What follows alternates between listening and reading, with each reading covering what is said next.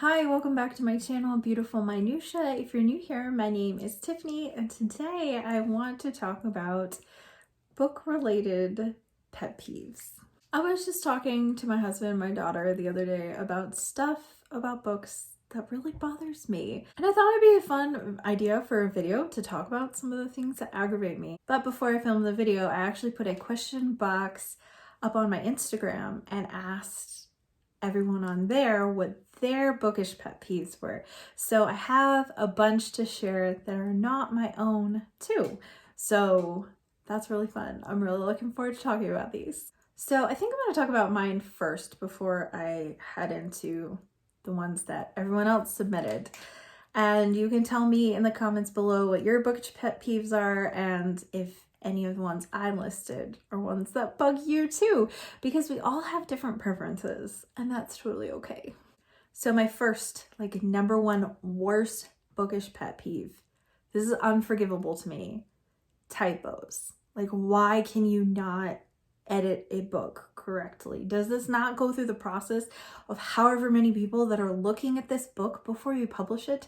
Why are there typos? So I'm referring to something that's misspelled, incorrect use of punctuation. I've even read books where it says that he said something or she said something, but the person that's supposed to be talking is the opposite gender. And so it's like, come on guys, how are you missing this? We actually have a history book right now that I'm reading to my daughter, and it is bothering the snot out of me because every time I read out loud to her, there are multiple typos, always. And this is one of those, I can't remember what you call it.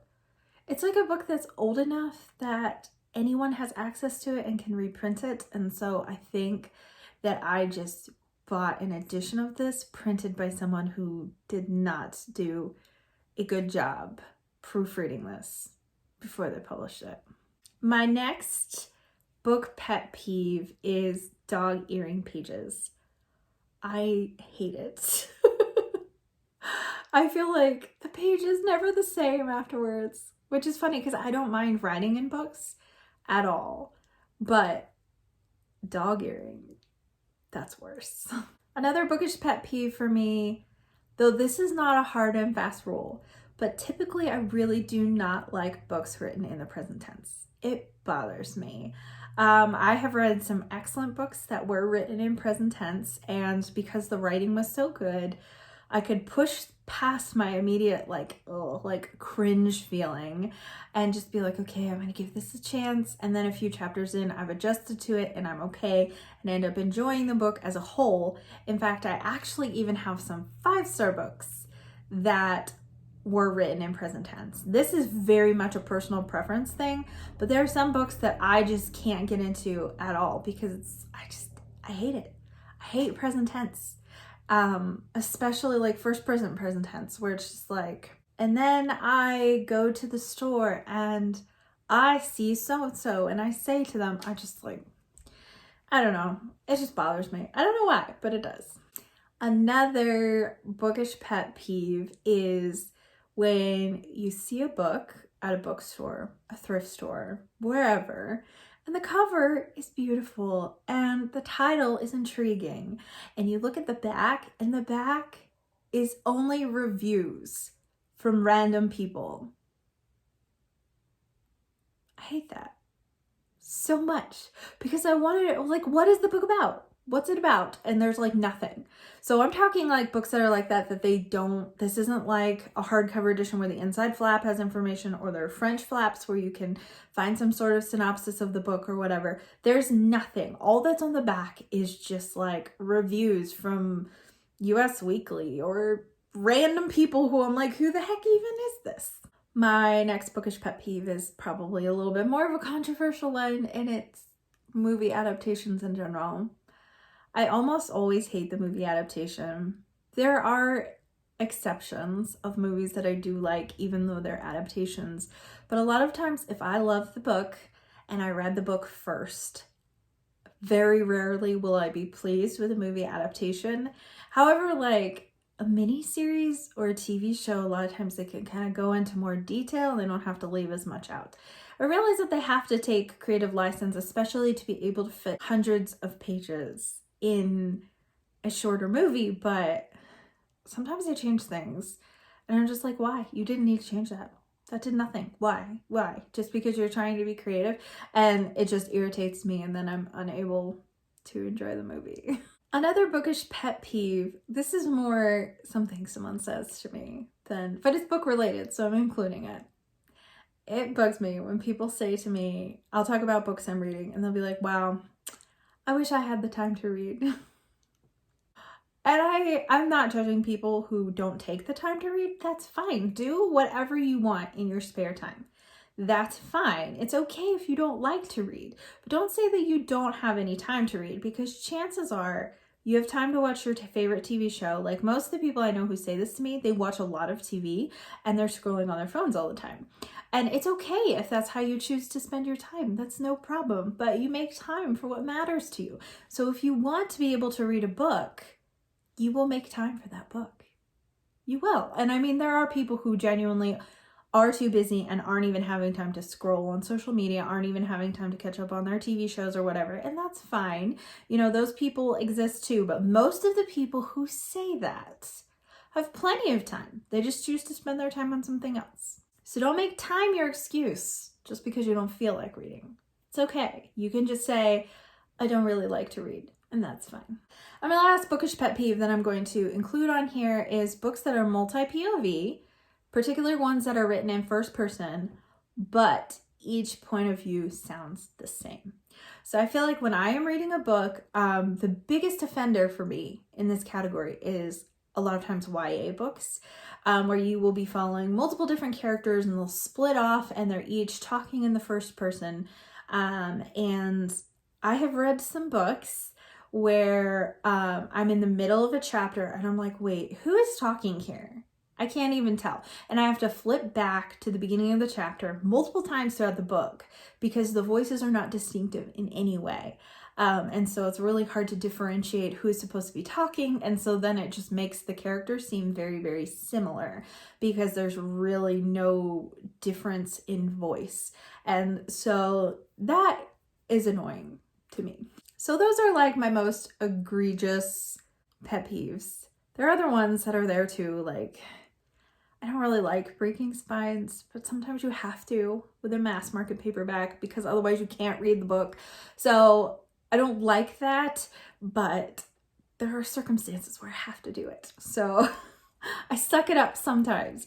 But I'm going to go through and I am going to share the pet peeves that you all shared with me on Instagram. I am going to put them up on the screen so you can see them as well, but I did block off people's names so that way you can't go at anyone in case there's a difference of opinion. You can't get upset at anybody. Not that I think you guys really will, but there's a couple in here. One in particular that's like, seriously, a spicy take. And yeah, that's all I'm going to say. Let's just dive right into it. So the first one in here is cliffhangers. And there's a lot of people who really, really don't like when books end in a cliffhanger. I understand that, especially if you're waiting like a year or several years for the next book to come out. Yeah, that's frustrating. I don't mind cliffhangers if I have the next book in the series or if some of the plot points have been resolved within the story, but I can totally get not loving cliffhangers at the end of a book. The next person said, when series bindings don't line up or the books are different sizes or switch between hardcover or softcover only. And this is not something that personally bothers me, but I can totally understand why it does bother people. I think it would bother me if I was paying for books full price. I would want them to match, but because I like kind of hobble my collections together based on what I find at thrift stores, I'm totally fine if they don't match if I paid like $1 or a couple dollars for a book. But you know, if I'm paying full price, I do want them to match. And I think it's ridiculous that some book editions will come out in hardcover and softcover, and then the sequel will only come out in hardcover. And so you either have to wait longer for the softcover, or maybe they don't do it at all for a really long time. So yeah, I completely understand the sentiment. Bookshelves definitely look nicer when things match. The next one, okay, this is the most spicy take. Are you guys ready for this one? You're not ready for this one. People who say they read a book but actually listened to it on audio. I do not agree with this one. I see where they're going with it. They're saying like you didn't technically read it with your eyes, so, but I feel like just because you didn't read something with your eyes does not mean, like, just because you listened to the book doesn't mean that you didn't still read the book. Maybe it wasn't literally physically reading with your eyes, but you're still absorbing the material and still taking it in. So I mean, that would be like if I read a book out loud to my daughter for school and she's listening to it, and then it doesn't count because she didn't read it herself with her eyes. Like, I don't think that that's necessarily true, but I think that they're just talking about the fact that the word reading means that you do look at it with your eyes. So maybe that's why that's their pet peeve. But I know this person personally, and I know that they really, really hate audiobooks anyway. Way more than I do. I talk often about how audiobooks just aren't my jam, but I'm not against audiobooks at all. And I do listen to audiobooks sometimes, just not usually. And I greatly prefer physical books. But this person just like has talked to me before about how much she really, really just downright hates audiobooks so much. So I just thought it was funny that this was in here, because this is like a pet peeve that I will be really surprised if any of you agree with this. Like, let me know if you feel brave enough in the comments whether or not you agree with that one. The next one is spoilers in the synopsis. And actually, I should have put this in mine because this is such a pet peeve for me. I see this extremely frequently for classic books. On the back of the book, or at the very least, like, they'll have like an introduction to the book, and I no longer read introductions to the book because a couple of years ago I was reading Frankenstein and I had never read it, and I read the introduction and it spoiled the ending completely. And I was just like, I haven't even started this yet. I was so mad. Like, I hate that. I hate that. That I would actually include in my list, and I should have included that one in my list because that is probably more egregious than any of the other ones that I said, other than Typos. This next one cracked me up. It's a two-parter. So it says, when someone wants to talk to you while you're reading, especially when they're playing on their computer or something, can't we both do our own thing and not talk? I just thought that was hilarious. I don't like being interrupted when I'm reading either. I've kind of gotten used to it though, because, you know, I have a kid. So I try to be better about it. The next one is movie adaptation covers, and I agree with this one too. I don't really like movie adaptation covers. I get the purpose of it, like that they would put the movie cover on there and someone would be like, I loved that movie, I should read that book, and like in hopes of getting more people to read it. But yeah, I don't really want to own any books that have a movie cover on it. I don't. Especially because one of my pet peeves was like movie adaptations in general. This next one says the same story written by more than one author. I should have asked this person to clarify, because I don't know if they mean like a book that has two authors, or if they just mean like this is the same kind of story and it's been done to death. Like, so many different people have written this. It was probably the second one. It's probably the second one. It's probably just like when people are writing the same kind of story and you're seeing it repeated and knowing that someone else did that. So that's legitimate. The next one says endings that don't end. I know a lot of people really prefer having a very definitive ending to their books, and not like open-ended at all. And I'm assuming that that is probably what this person is talking about. I do like books that do end, but I don't mind having an ending that is also open to interpretation, where maybe you don't know exactly what happened, but that's not always done well, you know? So I totally understand that sentiment. The next one says stickers on books, price stickers, library stickers, etc. I buy a lot of thrifted books, so stickers don't usually bother me too much, although a lot of the thrift stores in our area don't have stickers. It's just like all the books are like the same price or whatever. So that's helpful. I haven't had to deal with that quite as much in my more recent thrifting days. I hate when you have like price stickers on the book and you try to peel it up and it like starts tearing the cover. That's so annoying. The next one says that thing they do now where they shrink the front cover just a bit. I happen to have this sitting right here. I'm assuming that's what they mean, like this. I think it's called a step back. This one's really not exciting. This one's really boring. There's really no point. I've seen a few where like the step back is like really cool looking. And I don't mind that so much. This one's just kind of boring though. Also, the last person that said something about stickers, they didn't say this. They were talking about price stickers and stuff, trying to get them off. I hate stickers like this that are not stickers. They're just printed on there. I think that's kind of annoying. The next one says printing awards, % off, or now a major motion picture on the cover. And I agree. I don't really like that either. Though it's not like a deal breaker for me.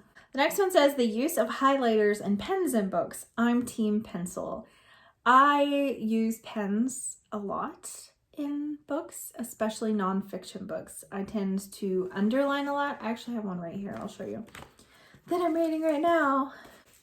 So I do write in the margins and underline and stuff in nonfiction books, particularly like spiritual nonfiction books. But I don't like doing that in fictional books. It's kind of weird that I like have a line there, but I do. Pencil's a good idea though, because then if you change your mind and you don't feel that way anymore or you're rereading it, you can erase it. So that's kind of nice. The next one says bending back the spine. I don't like breaking spines either, but sometimes you have to if you're reading a mass market paperback because they print so close to the spine that in order to be able to read it, you do have to break it. And the bigger the mass market paperback, the more you have to do that. Like we have all of the Keeper of the Lost City books and we have like a couple of them in hardcover and then most of them are paperback and all of them have broken spines because my daughter had to do that to be able to read them. But I hate how they look afterwards. I hate it. The next one says, when people only use books for decoration. I love the hashtag. Hashtag my mother-in-law. I do use books for decoration, but they're also books I read. So it's not like exclusive. It's just that beautiful old antique books are my decorating aesthetic and just like how I live my life. Give me all the old books, you know? So it feels very on brand for me. And the last one, this actually says Alphabetized Bookshelves, and I messaged this person, I was like, did you mean unalphabetized or you really don't like when books are alphabetized? And she meant unalphabetized. So unalphabetized bookshelves. And then she went on to tell me in a message that she like hates those rainbow bookshelves. She's like, they look so pretty, but you would never be able to find anything. And I agree with that. I love like the look of rainbow bookshelves, but I could never have my shelves be like that because yeah, I'm pretty organized with my books. I have them separated according to genre. So I have like my classics in one section, then my middle grade in another section, YA in another section, nonfiction divided up into history, science, spiritual books, etc. But then they're alphabetized within that. So that way I can find things a little bit easier. I really enjoyed being able to hear a lot of your bookish pet peeves. If you're participated over on Instagram and jumped into my question box, thank you so much. I really had so much fun being able to include your answers in this video and kind of see where there was some overlap between my opinions and yours. And I'd love to hear from you down in the comments below. I mean, if you did participate in the question box, you can still jump in the comments and let me know, you know, where we have similarities and stuff. But I'd love to hear even more so if you weren't in the question box at all, what some of your bookish pet peeves are, and if there's like, you know, any overlap between our bookish pet peeves, because some of mine are ones that I feel like don't bother that many people. And then there are some major bookish pet peeves that lots of people have that don't really bother me as much. Thank you so much for watching. If you like this video, please hit like and also subscribe so you can continue to see more bookish content from me. And I will see you again next time.